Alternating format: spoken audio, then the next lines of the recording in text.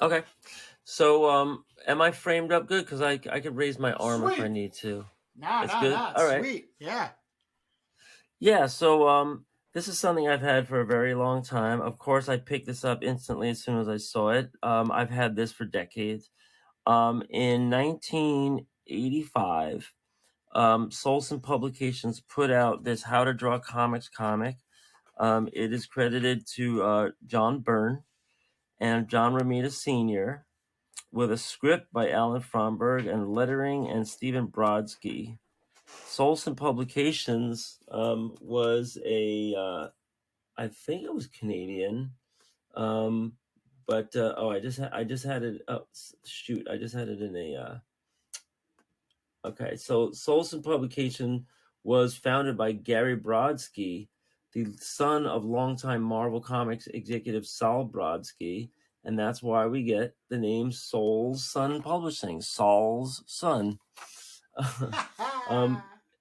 Then Solson Publishing put out a bunch of comics, including Thunder, The Three Stooges, Teenage Mutant Ninja Turtles, Teach Karate, Rich Buckler's Secrets of Drawing Comics, Iron Maidens, Codename Ninja, Black Moon. Yeah, I've seen it around, but they have this how-to series. How to become a comic artist, how to draw adult anime, how to draw aliens, how to draw fantasy art, how to draw fetish art, ultimate in sensuality, how to draw heavenly bodies, how to draw sexy witches, wenches, and vampires, how to draw Teenage Mutant Ninja Turtles. It looks like they were active in the 80s, and the funny graphic that they use here is Reagan's Raiders. If you can see that comic, I do see that. yeah. So that it looks like it was a lot of fun for these guys. The comic I'm going to be going over here now is a how-to book, and unfortunately, it looks like they took pencils and they really pumped it up, so that it's like high contrast black and white, and so you lose a lot of fine detail.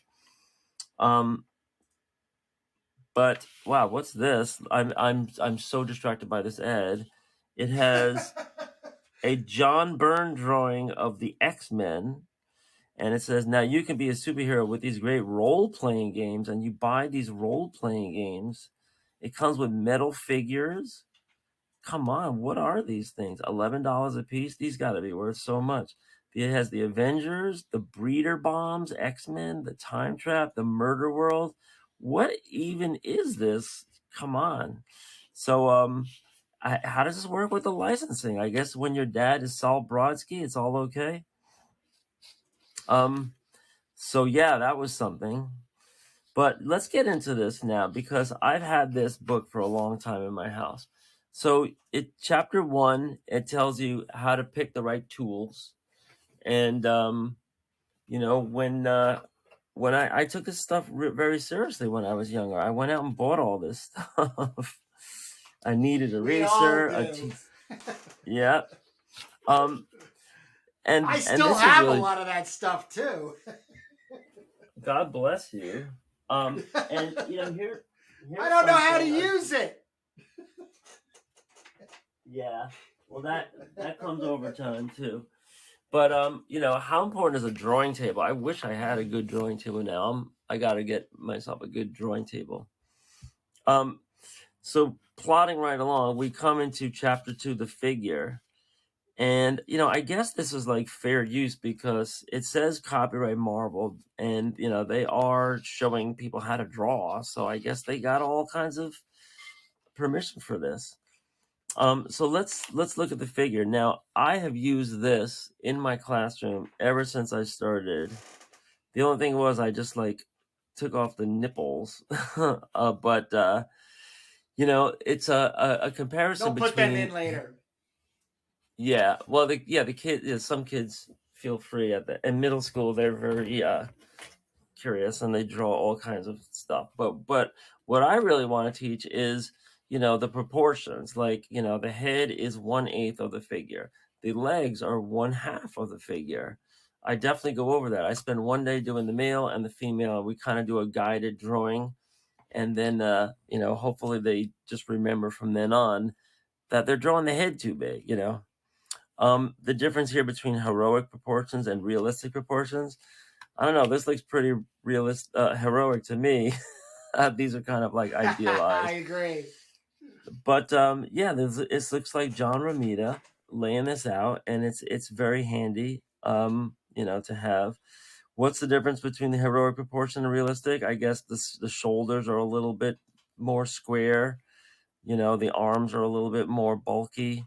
It depends if you're drawing Hulk or Thor, but so if you're ever doing the realistic proportion and they're just like standing up like in a lineup, measure out 8 heads, and then I usually put the key lines in first, which is like top of the head and chin, then these chest lines, the split in the leg, the kneecaps, and then the down here in the bottom. So I teach kids how to do those key lines and then fill in the rest. It becomes easy once you have the proportions down.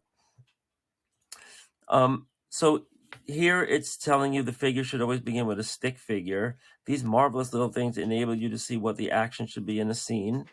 This is like a whole other lesson we do on gesture drawing and capturing the gestures. Usually I call it the lollipop, where it's the head and the spine, and then you draw the appendages.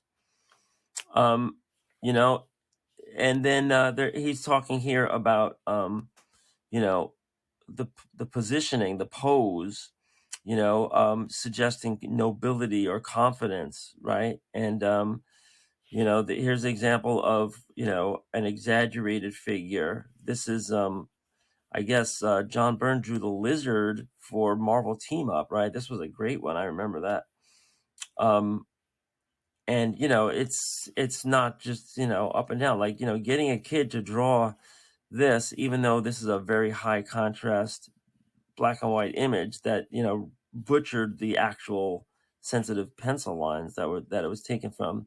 You can still see the positioning and maybe even a little foreshortening, the shading, the way it's blocked out. It's very interesting stuff, right? And this is trying to get kids or anybody practicing out of the mindset of, we're not drawing these kind of like standing up figures here.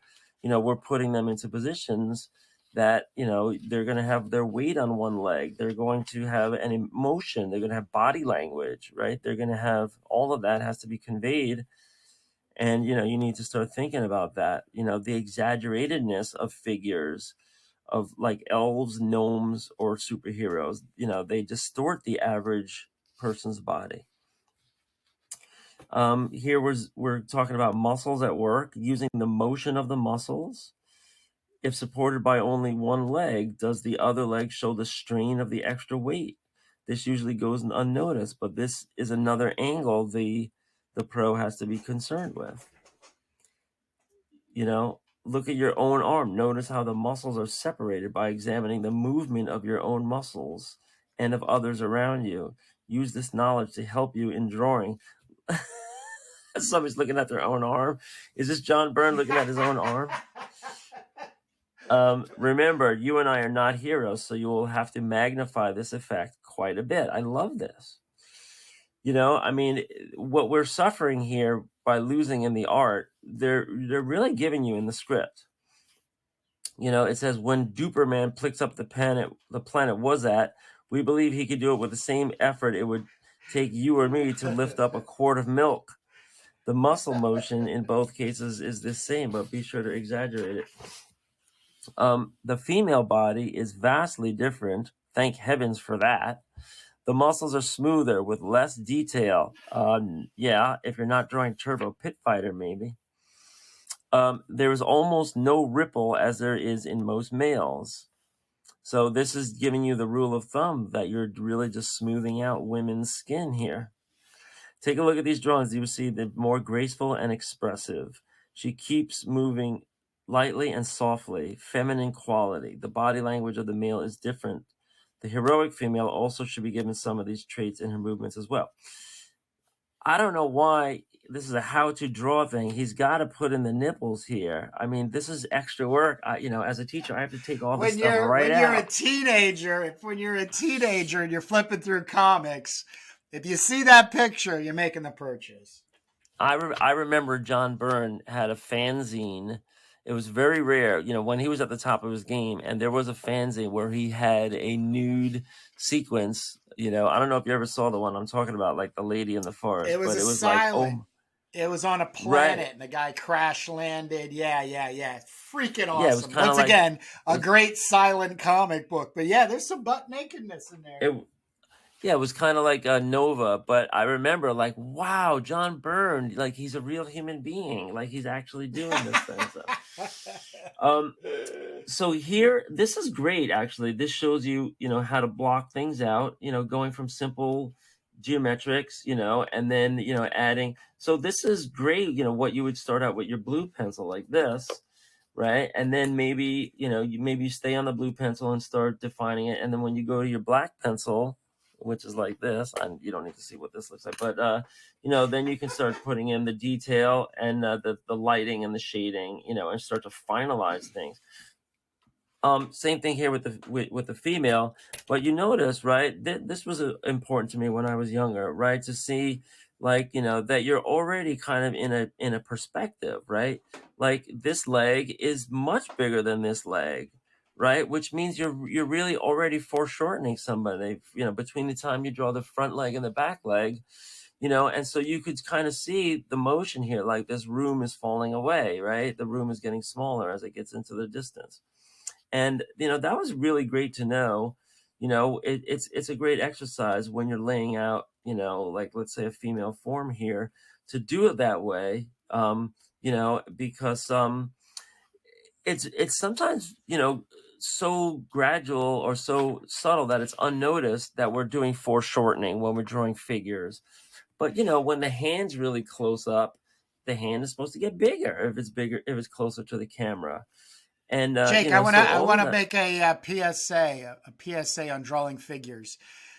Yeah. Absolutely, everyone who wants to get into comics and draw human figures or humanoid type figures has to do some life drawing. Whether you do it in art school or down at your local community center, your arts community center. I've got like 3 of them around me. So anytime I feel like I'm just not making things happen with my figures, I pop down to the local school or art center, and I sit in on a life drawing. I got a place just down around a corner. Now they do clothed figures, which is just as good. Drawing from life, and here's the PSA, is what's going to truly help you improve as a visual artist. Yes, I definitely agreed. It's worth it. I'm sure, every community has like some place you can go and spend $10 like every Wednesday night. And, there's a model there. You should also kind of mix it up and go from like 15-minute gesture poses, to maybe like a half an hour One thing. minute, Sometimes they 1 even minute to sometimes 20 they even do the minutes. one. Yeah, sometimes they do like a series of 1 minute ones, but you know, Yeah, warm um ups. if you study the Ashcan school, those artists were trained to try to kind of rough out a scene in like 10 or 15 minutes and then go home and finish it at their leisure. Really interesting stuff. Um, by the way, I'm going next Saturday to the Drawathon at the High School of Art and Design. They're not only, Oh, and it's cool. like I think it's gonna be $10 for me to get in because I'm a teacher, but they not only have a whole variety of setups in all these different parts of the gymnasium, but they also have people in cosplay that are Nice. going to be doing poses, and they're going to be doing like fight scenes, and they just hold a pose, and they're going to be people working in color. It's going to be really fun to go to. I haven't been to that Awesome. since the pandemic. Here we see, they're warning about dead scenes. How much do I always warn about this, right? About, scenes that have a lot of dialogue, and so they're necessary, but there are ways of jazzing it up. Like here, this is an uninteresting zombie, and here they make it seem like the person is exuding confidence and he seems to be diabolically, deep in thought. Here in an unfinished form, you can see the difference between an uninteresting pose and an expressive one. It always makes sense. If you have your eraser, just erase it and try again. If when I'm doing all these poses in my comic, if it doesn't seem like it's really capturing the mood and capturing, not just the action, but the mood and the dialogue, then I erase it and I try again. You have to get it right if you want your comics to be nice. This is called circling out the character. Here they're drawing the Blob and they're drawing Hulk. So these are like what they call heroic proportions, or like really thick, muscular, over-muscled bodies. They're always kind of ripped no matter what. Put in the detail. It's the details. I mean, the stick figure starts like that, and then you start adding on the details, and you're basically like clay. You're just adding weight to it, like big clumps of muscle. The unfinished figure without all of its detail can teach us a lot about how to pencil the stick figure in motion. Notice the upper right-hand figure. In order to establish the proper balance, the head is in direct line with the foot that is supporting the body's weight. Little things like that. Here again, you see the female form, and you're always putting in this kind of like foreshortened perspective, between the shoulder, what is this, the collarbone and the hip bone, right? Here we see the Swan Song Records label. Here's some examples of fluidity in the woman's movement. The long, graceful lines give the feeling that the female is gliding through the scene. This is just like some sketching here of Storm from the X-Men. Notice the lengthening of the lines and the smoothening of the muscles, because the breasts are supported by the chest muscles. Notice how the breasts react to movement. Be very subtle to avoid making these movements seem awkward. The aim is to show smooth and natural movement. I guess what he's saying is like, the breasts kind of like flop around from left to right when she's running and walking, right? You got to draw that, like how things are hanging out. So this is me right here. Me. This is where I live, right?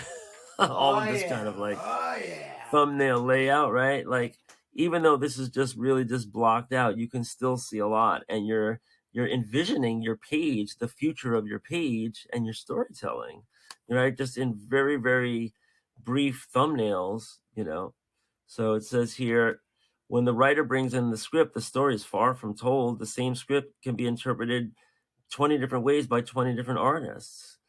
And so similar to fingerprints, no two artists see the story from the same point of view. Your job begins with keeping the story clear and carefully following that the reader never gets confused. If you're following the script and it calls for something that you personally believe is absurd, you might draw it that way and you will lose the readers. It's a trap, so you really have to be that next level. Sometimes the script writer is unclear. Sometimes something is confusing. You're the first level of editing. There's always an editor in the process, but then it goes to the artist, and now you've got to interpret it. Here we're seeing this example here of multiple panels, the repetition of it all that helps the storytelling along. It says in figures 1 and 2, although they're decent speed shots, you will not hold the reader's attention. So you're better off showing it like this. Here, Duperman is nicely detached from the panel borders in figure 4. So what's the problem? The old devil perspective is the answer. This could be a shot of Dupe flying away from the ground, or it could be seriously teed off Dupe. Someone just shrunk his assistant at least to the size of a Cupid doll. The artist wanted us to show a nice takeoff shot, and instead we got a background that the characters blended into a totally confusing scene. Another cropping problem, he looks very serious, but what would be so serious that would call for him to be as mercilessly cropped as he is? There is no excuse not to show all of the body here. So here is like an example where an artist starts drawing and you get trapped because you're running out of room for his hand, but you really need to show what he's doing in there. Otherwise you lose the storytelling. And when they say the camera, they mean the point of view that the readers have within the comic. The purpose of good storytelling is to get the story across while involving the reader as much as possible. Right? By accident, Dupe has let evildoers' ink slip through his fingers while trying to get back from that alternative universe. In the first panel, lovely Elise is facing him from the left and Dupe is on the right. What happened then? We lost the continuity because we no longer know where he is in relation to her. You cannot lose the spatial relationship between two characters without losing the reader too. To me, this looks like Kitty Pryde from X-Men. But to create believability in an interior angle shot, you can give the reader a point of reference. You can hang a picture. If the picture is hanging straight, obviously the room is straight. You can also do this with flowers on the table or a child's ball that has not rolled across the floor because the room is not really on a tilt. Here are, so this is kind of like your in motion shot, right? Like a figure coming down the stairs. The eye travels across the page, left to right. You got to remember, the storyteller has to maintain continuity. So what are wrong with these panels? He comes into the door and then he comes in there. It seems that Dupe has stepped into an alternative universe where the left is right and vice versa. He should have opened the door to the left in the first place. Yeah, see, that's the kind of things that, you can, if you're not careful. While meeting Elise for lunch, he leans on the panel borders. The only thing wrong with that is that the borders don't exist. You can't contain the characters within the border without making it seem like their movements are confined to that small amount of space. Make them act within the borders, don't make them a part of it, right? And then, of course, sometimes they're popping out of the panels. And, I have a whole lesson on that. I call it popping panels, how and when to exceed your panel borders. Here are 4 examples of characters interacting with each other. Panel 1, the poor guy's probably swearing to go back on the wagon. This guy's punching. Move to the right. Move the book to the right. Yeah, like great, that? great. Yep, thank you. Okay. It says panel 2 is a confrontation and a reaction all in one. You can fit too much content into a panel, but realize the limits, without seeming crowded. Sometimes it's better to break it up. Panel 3 is a straight reaction shot. Notice the muscle lines under the clothing. In panel 4, the characters are reacting to something that is off camera. You must see what they are seeing or else it has totally lost believability. This grid below is a basic guide to the establishing shot. To start the lines from the central horizon and pencil in lightly, then erase the grid lines and you have your perspective. I think everybody knows this, right? You just go from the inside and you move your ruler all around, keep rotating it, and then you start to block things in. We've all been doing this, right? I guess students have to learn. Yeah, students have to learn this explicitly. I just kind of do this by hand. Like, I don't use rulers sometimes, unless it looks clunky. Then I go back in and I try to use some rulers and get that vanishing point synced up. Here's Faces and Heads, Chapter 4, Part 1. Get familiar with your skull. You can establish anyone's identity by building up or smoothing out the skin and the flesh on the skull. Familiarize yourself with the contours of the skull and try to imagine it from all angles. Plastic model of a skull which is available anywhere is extremely helpful, related to the structure of the finished face. Yeah, it definitely, like, the cheekbone, also some of these other contours. Sometimes there's like a little bump here, like where the mouth muscles are too, that are always very important. The side view of the skull stretches the complete picture, right? A lot of times people, younger artists don't really draw the fact that the head kind of hangs back, the back of the head, and the brain's up in here.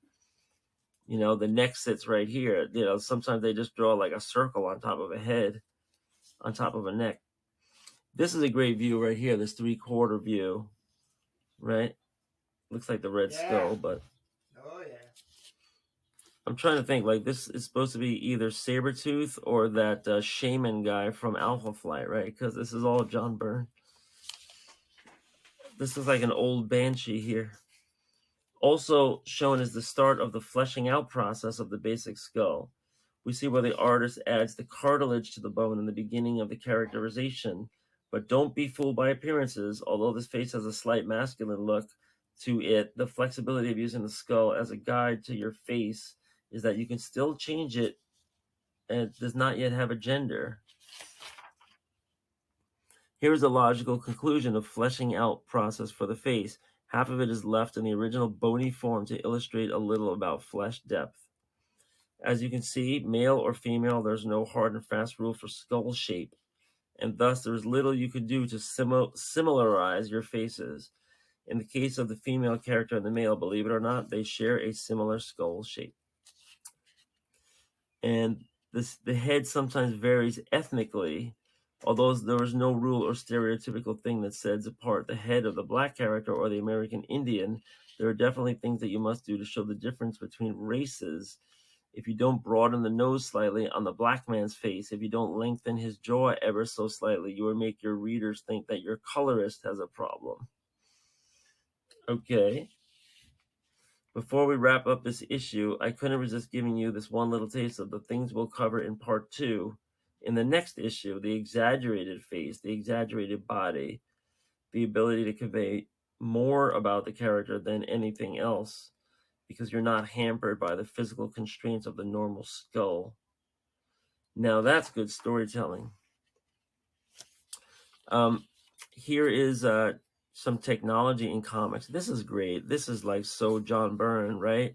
He was always good at giving you some very good like technical backgrounds and value. You know, like the Fantastic Four, like all over their skyscraper, it's like it's looking like this, or any spaceship, or even the Danger Room, right? There's just so much opportunity to do this stuff in comics. An otherworldly set, this could be, or it could be an interior, you know, of a science fiction setting. And, you know, here's a couple ways to do it. This is kind of like an angled view. You know, this is a vanishing view looking down like a hull. Here it is the same thing. It's a little more, you know, rounded. And then here he's going over the life support systems you must learn about, since today's comic industry forces us to concentrate on the whole spectrum of subjects. Here's the good old spacesuit. Right, so this would be, I guess, a lot of sci-fi stuff. This says Heavy Metal Magazine. Helmets, spacesuits, right? Kind of like a Buzz Lightyear type of thing. And it says technology in comics today is no longer just the ray gun and the spaceship. It's the life of the future that influences technology in comics today. From the sleek, functional cars of tomorrow to the awesome machines of future war. To make a machine of what is expected by an observant reader to be something from tomorrow, you must be part designer and part artist. So true. So true. And, you know, these are this is like a good basic exercise for a kid to start to do. What you can start doing is making shapes like that, and then just add the 3D dimensionality to it, or the vanishing perspective, so that you start to like trace all these corners to a single vanishing point. So they talk about next issue, part number 2, pens and inks and some techniques on what the heck to do with them. More chapters on the face, more on the figure, and storytelling. And then here is an ad for Super Savings. By the way, this is press type, I believe, or else this might have been phototypositor machine that you plug in a font and it kicks this out for you by exposing the light through exposing light onto photographic paper, light through a spinning dial, you know, that had the, you know, all of these letters and characters from A to Z. But they're selling for $5.95 The Art of John Byrne. That might be that little zine that we were talking about. The Art of John Buscema, How to Draw the Marvel Way. That's a classic. The Marvel Tryout Book. We've seen that, right? X-Men graphic novel. when was this? I guess they're selling back issues of Marvel, the Death of Captain Marvel graphic novel. What are those? $4.95, $5.95. Marvel superhero card set, 60 cards for $6. Comic book collecting for fun and profit, $8.95. Overstreet price guide. X-Men portfolio set 2, 4 color plates featuring Wolverine, Alpha Flight, and Phoenix. This looks like it's John Byrne selling stuff on the side with Saul Brodsky. I mean, with the Brodsky son. What was his name again? Stephen Brodsky. Oh, No, Steven. Stephen. I thought it was Gary. Here's a Marvel superhero T-shirt. Tell us your size. They don't even tell you what superhero it is. Can you believe this? Marvel superhero patches, $150. Well, who's on the patch? It says you can't be sure which character you'll get, but you can sure it'll be great because they're all Marvel. Here's a grab bag, 100 comics for $25. 25 John Byrne comics for $15. All very fine or near mint. What is this? That's crazy. Is this him selling, like he just got boxes of stock in the back of his house and he's selling? Sure. Wow. I mean, what year did this come out? 85. Wow. You could buy 25 John Byrne comics for $15, completely unspecified. John Byrne, Art of John Byrne graphic novel? And then are these like just overstock of the Marvel tryout book, the Marvel way to draw the... What the hell are we looking at here? The X-Men portfolio set? 4-color plates? Oh my God. So here, finally, on the back cover, the John Byrne sketchbook is here. So this is not the book that I was talking about. The book I was talking about was a zine publication.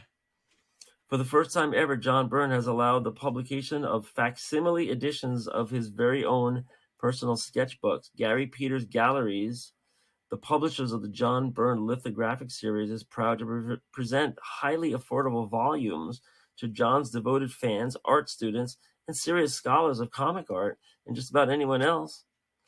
The John Byrne sketchbook is everything you'd imagine it to be, page after page of dazzling artwork, America's #1 comic book artist, today's comic book art #1. You'll also get a glimpse into the Byrne brain, thumbnail layouts of entire comics which were written and drawn by John, character design sketches which trace the creative evolution of his favorite Byrne characters.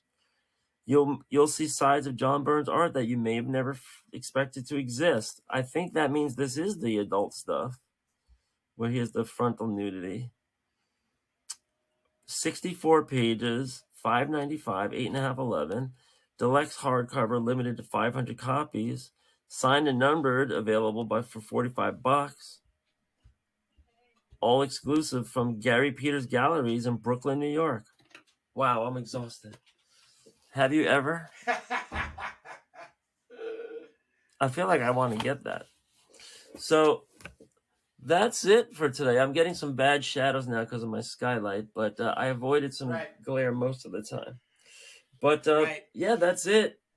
So I've never seen #2 of this, but I'll definitely be on the looky-loo.